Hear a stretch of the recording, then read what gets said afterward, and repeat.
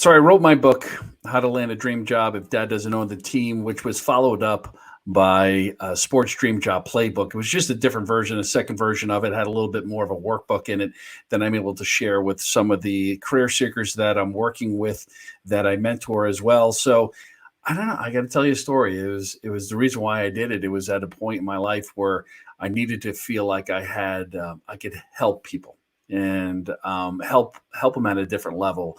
I was getting reached out a lot on LinkedIn and on other social media channels. On like, hey, man, I'm stuck in my career. I want to pivot. How did you have this career in sports? And I keep on telling them I just was kind of that accidental, guy in the industry. Even though I had, I came up playing and as a college athlete, and I played over afterwards a little bit and coached some college sports and college football. And then I started my first business right as soon as, I don't know, months after I got married. Anyway, so it was a recruiting agency. It was a high school recruiting agency for college football players, and that was my first step into it. Really, I mean, if you consider being a coach um, uh, into the profession, which it is, but when you think about working within sports, it's typically on a team, on a league, in a media company, kind of at that high profile level that you see on TV, which is 90% of the jobs is not. So, anyways, I was getting asked this question a lot, seeing that my career kind of went through, um, you know, being in startups, working with the NFL on the grassroots youth development programs, being a general manager in the Arena Football League, working for the Walt Disney Company on the media side, doing sponsorship sales for really in the music properties and Disney Channel properties and franchises, and then back into the sports industry, running tournaments, events across the country, and soccer and basketball, and with NGBs anyway. So I had this career, and it was never something that I was planned out. There wasn't anybody out there that was, I didn't have a degree in sport management. It was this accidental kind of career. But once I realized what I love doing, I figured out also along the way what I hated doing. When I realized what I love to do, I went all in on it, and then went what I was good at. So I wrote the book really at the end of this hamster wheel 25 plus year career, was to help others out and really letting them know that you're not alone. Typically most of us dads didn't own the team, didn't work for the team, didn't have any family members that worked for ESPN or worked with any of the leagues.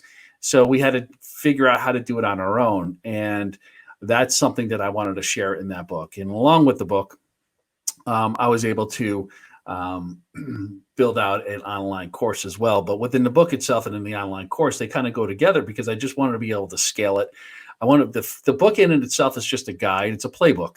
The course is a little bit more in depth. There's a lot more in depth actually, and it's a first start. It's a mini course. It's only an hour long, but I wanted to be able to break it down into a couple of different areas.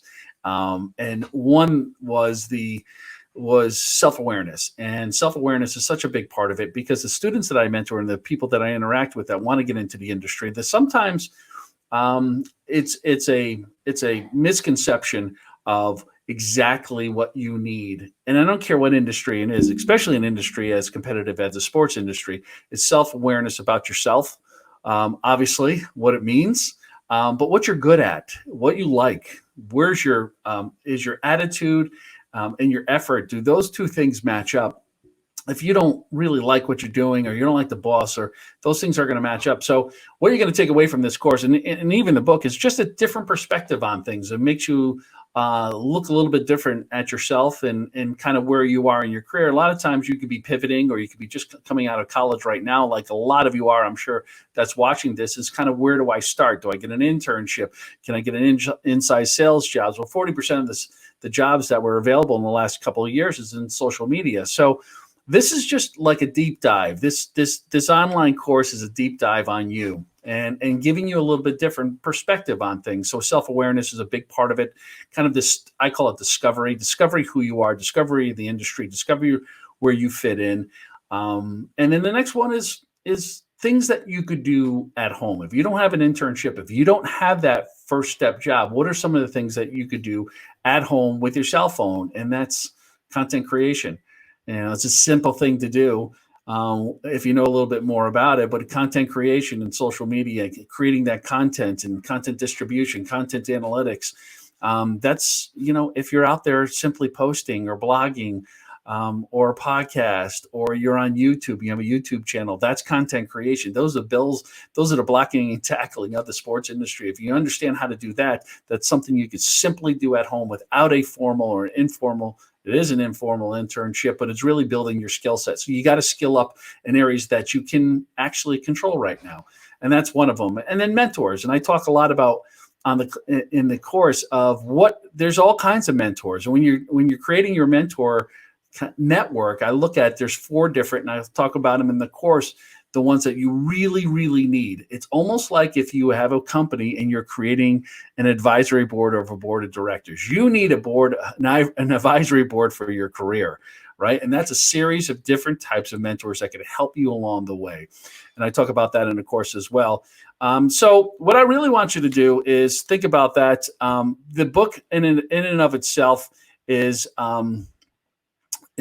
available right now, but it's also a part of the course if you want to take it. And I highly recommend it if you're at the point in your career that this can help you come over those challenges, kind of get past that gatekeeper and keep on going, but really do a deep dive on yourself. It's not about resumes. It's not about that first interview. It's about you, what you need to do to build that foundation and those fundamentals to not just get that first job, but have a long career in the sport. So right down below, and I'll put the link that you can link directly to, it's robthompson.mykajobi.com. That's where the course is. It's an hour long. It's a series of videos. It's a little over an hour. There's some workbooks in there. There's the PDF of Sports Dream Job Playbook is in there as well, which you can just download. And it's all the tips and tools. And I'll take you through a series of just my own experiences and what I'm seeing right now in the industry that can help you get past that gatekeeper, get over the hump, right? As my wife's grandmother used to say, if you can't get over it, get under it, right? And if things aren't moving along quickly, buy new wheels, all those things you have to do. So hopefully, I don't even know if that made any sense, but it makes me feel better saying them. So go and register today if you want a little bit more information in there. There is a discount code in there, and if you put in careers with an S, you get 50% off the course. So I hope you enjoy it. Feel free at any time to reach out to me, especially on LinkedIn.